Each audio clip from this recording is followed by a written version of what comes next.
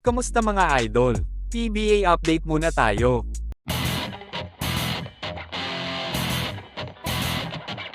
Mainit ang pagsisimula ng Northport Batang Pier sa 48th season ng PBA sa pangunguna ng kanilang main man na si Arvin Tolentino.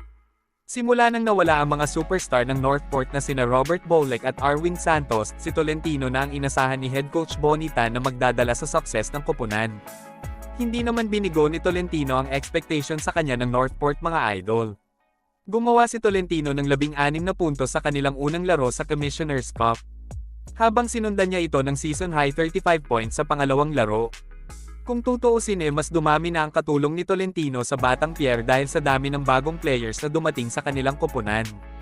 Nandyan si Joshua Munzon na nanggaling sa Terra Firme Jeep, mga rookies na sina Cade Flores, Franyu, Brent Paraiso at si John Amores.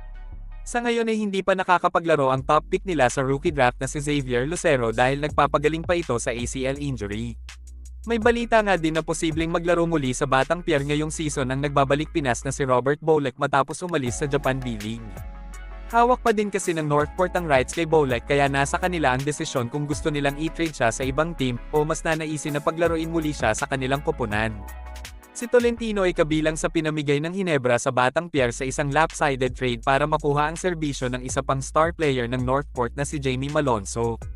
May balita pa nga na masama ang loob ni Tolentino sa Hinebra sa pagkakatrade sa kanya.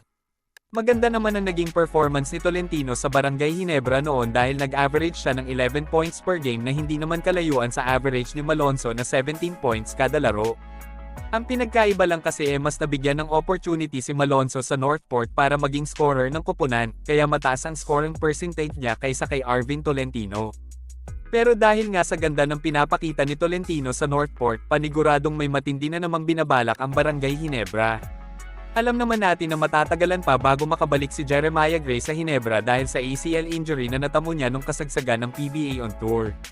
Ang nakakatakot lang kasi sa injury ni Gray ay kaliwat kanang paanan niya ang nagka-ACL injury na bibihira lang mangyari sa isang basketball player. Dahil nga sa pagkawala niya sa Hinebra, posibleng humanap ng player sa ibang team ang koponan sakaling hindi maging maganda ang performance ng Barangay Hinebra ngayong season. Si Gray ay halos kaposisyon din ni Arvin Tolentino kaya may posibilidad na gumawa ng paraan ng Hinebra para maibalik si Tolentino sa kanilang koponan. Alam naman natin na matibay ang relasyon ng Hinebra at Northport pagdating sa basketball.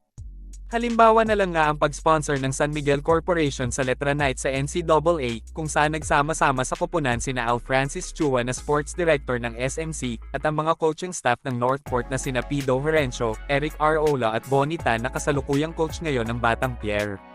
Kaya nga hindi kataka-taka na may ugnayan ng Hinebra at Northport pagdating sa mga blockbuster trade na nangyayari sa PBA. At dahil nga sa ugnayan na yun mga idol, hindi imposible na balang araw ay makita natin muli si Arvin Tolentino na nakabihis ng Hinebra jersey. Ano sa tingin nyo mga idol? Comment down below.